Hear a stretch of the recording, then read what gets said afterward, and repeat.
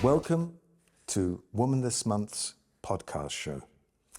I'm George Middleton, and I'm going to be your host, who'll be interviewing a number of tremendously inspirational women, all of whom have become award winners for the Woman of the Year Awards 2024. Hend Alawadhi, thank you so much for visiting us today, and welcome to the Woman This Month podcast show.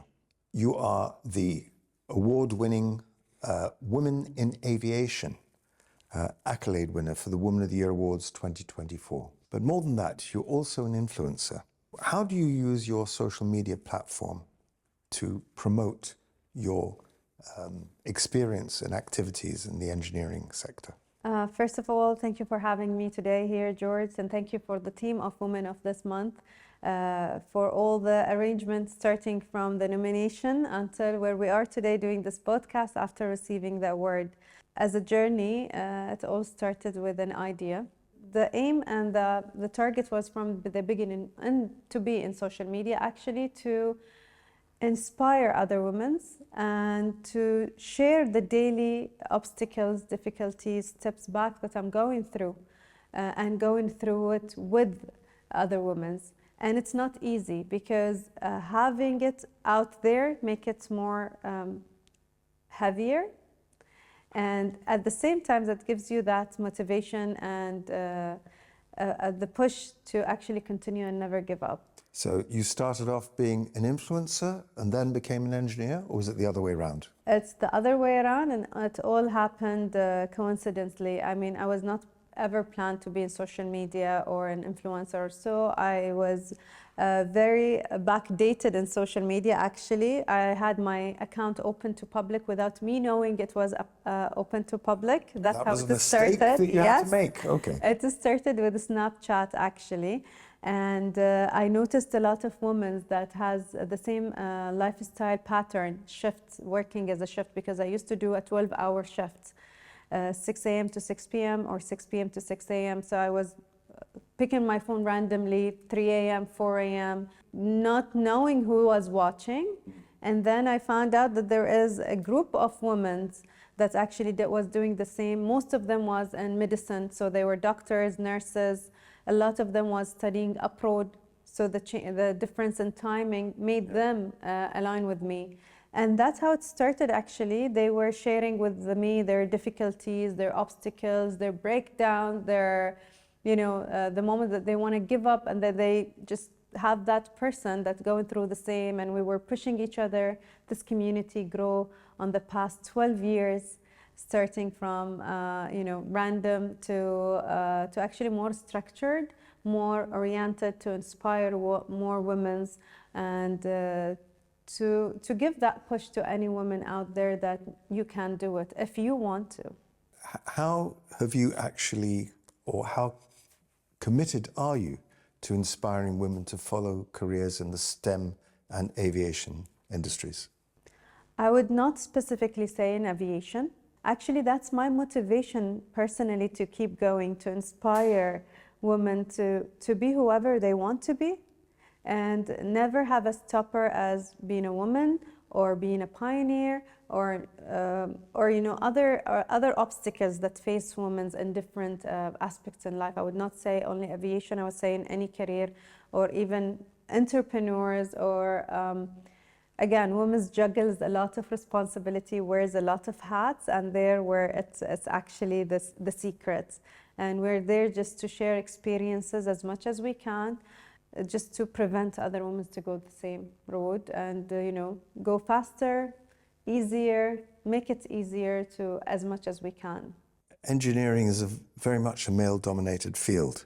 Have there been any specific personal or professional challenges that you'd like to share here with us in your career development? There were a lot, to be honest. But the beautiful part of it is I never saw it back then. Now I can see what I went through. And maybe that comes from my background, how I have been raised. So my mother was always telling me that I can be whoever I want to be. And growing up with that idea, I never faced that challenge. So even the challenges that I was going through, I was not seeing it as it's a gender challenges. Today, yes, I understand that that was it. For me, I was very self-centered to think about how can I come over this? How can I be better? How can I prove that I can do it? But of course, back on the days, I would say that obstacle and challenge was there. What's the one big secret about Bahraini women that you think the rest of the world should be aware of? Resilience.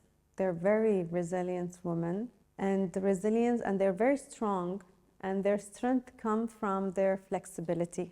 I think most of women in Bahrain knows how to play the right roles of having the right hat and the right position. So when she's at home, she's a mom, she's a wife, she's a sister. When she's at work, she's in whatever position she is. So knowing when and how to use the hats you are juggling, it's the secret. Thank you, Hend. Really appreciate that.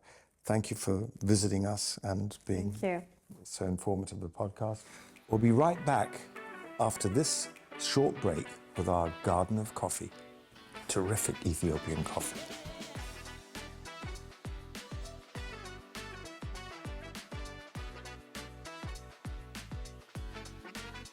Safa Mattar, winner of the Woman of the Year Awards Women in Motoring in 2024. Welcome to this Woman This Month podcast show.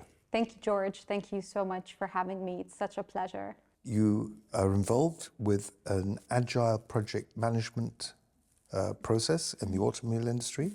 Could you tell us a little bit about it and your involvement with it?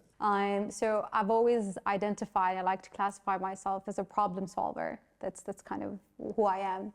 And from a very young age, I've looked around me and said, okay, what challenge, what problem do I want to take on? And that's kind of where, growing up as a millennial, where climate action was always in my mind. It came to choosing what I studied. I did renewable energy engineering.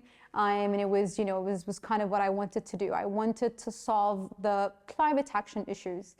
I moved back to Bahrain where, we depend solely on fossil fuel. We're years behind where we should be, and again, it's readily available. The second contributor to carbon emissions in Bahrain is transportation.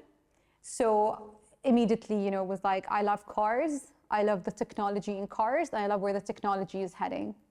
And this is how it started. I then started my job from, as an executive. I'm moving on to now sitting in an assistant manager role, and I manage projects. So for now, the brands that I handle, I'm mostly focused on just like internal combustion, but they also pioneered the hybrid electric vehicles. So in my opinion, as we sit today in Bahrain, and I'd love to ask you also the question, before I answer this question, if you had to choose between just a regular internal combustion engine or a hybrid or electric car, what would it be? Listen, I'm nearly 70. Internal combustion has to be my favorite thing. And what about these new e-fuels they're talking about? Aren't they a way of being able to make petrol cars acceptable? The thing is with petrol or electric or hybrid, and it's funny that you mentioned this, people who grew up with petrol cars love the sound of a car, and I think the switch would be very hard for someone like you because this is what you identify with as a car. But, my first car was a hybrid, and I fell in love with just how, quiet the car is. So it's interesting where we see it's heading into, and just in terms of also with the future of fuels, whether we're going to switch to, again, something that's going to just replace petrol with another fuel, or the switch is going to be fully electric. I think it's really interesting to see the automotive industry move, but I think that's what I like about the industry. Why is there this battle between hybrid and all-electric vehicles? And I believe that hybrid vehicles made by Mercedes are very popular internationally, but in the Middle East, they're only bringing all-electric vehicles here. Why is that? The thing is, if we look at it from a logical point of view and where we sit today, hybrid is the smarter choice. Because at the end of the day, our energy is still being produced by fossil fuel. So if you get an electric car here, you're still burning energy somewhere else. Yeah. So it really doesn't make sense. But the appeal to electric car is not for environmental reasons. It is a status symbol. And it's what Tesla did. So Tesla positioned electric cars as a luxury item to own. And that's what people sought after. So now you own an electric car, you've made it. Are you purposely trying to shift Qasser's perspective towards that area, or are you open? Promotions are always going to be, I want to say, difficult in this market. And the reason why is fossil fuel prices are still relatively, inexpensive. So even though if anywhere in the world where, you would sit there and say, you save 50% less on fuel, that's a considerable amount of money. Where in Bahrain, people just, turn around and say, I spent 50 dinars. If I spend 25 dinars, is it a big difference? No. So there's still that appeal. And that's kind of, where we're heading. And that's the question I would love to kind of figure out in the next couple of years. Do I pick up a sense of some entrepreneurial ambition in the future from your perspective? And if so, what type of business would you like to? Very good question. So again, I grew up in a tech world, so I do have a couple of business ideas. But yes, I do kind of hope in the future to start a business in automotive, just around the personalization of automotives. I think, and I'll ask you this question, if I told you there was an app that told you the exact perfect car for you, and that's not based on, your lifestyle. It's based on you, George, your personality, what you bring special. Is that something you'd be interested in? Totally and utterly. To be honest, my view of cars is pragmatic. I want them to actually get me from A to B. I don't care if it's a Chinese car or an Italian Ferrari or whatever. As far as I'm concerned, the job of what the car has to do is more important than the way that it actually looks or whatever. But how do you hope to use this award to make a positive impact in your industry and around you and amongst your peers?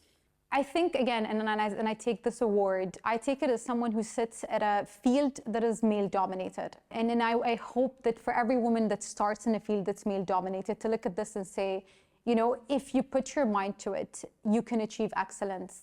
In the beginning, you're going to work maybe twice, 3 times as hard, because there's going to be people, and again, they're not used to it. It's not that, there's discrimination factor. They're not used to women being in certain fields. So you will have to kind of work as hard to just remove that, I want to say, air of doubt in them. So you're going to work as hard. But once you do work twice as hard, the women who will come after you will not have to do the same. So I want this award to stand as that testament to those women that are in male-dominated fields. I do want to thank Women this month for starting an initiative like this, because what it does is it acknowledges us women to take the time to look at our achievements, and it's a milestone. It's definitely a milestone, and I hope for every woman that continues on this journey that she takes the time and acknowledge this milestone. So thank you so much. Right. Now for a coffee break. Cheers.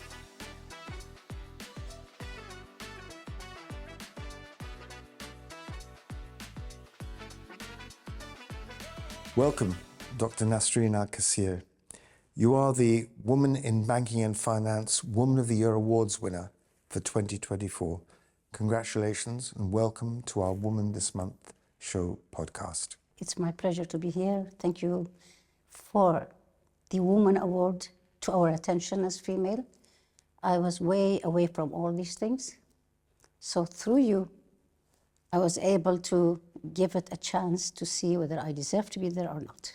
Without a doubt, you are definitely correct in your assumption that it was a good thing for you to do, and we're very proud to have you here as our award winner for the banking and finance sector. What motivated you to enter this complex field? And what key reforms or trends do you see shaping the financial sector in the coming years?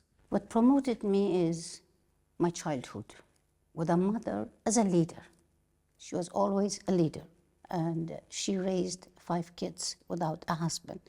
She gave us the leadership, the banking concept, the quality assurance through the childhood. So banking is in your family DNA?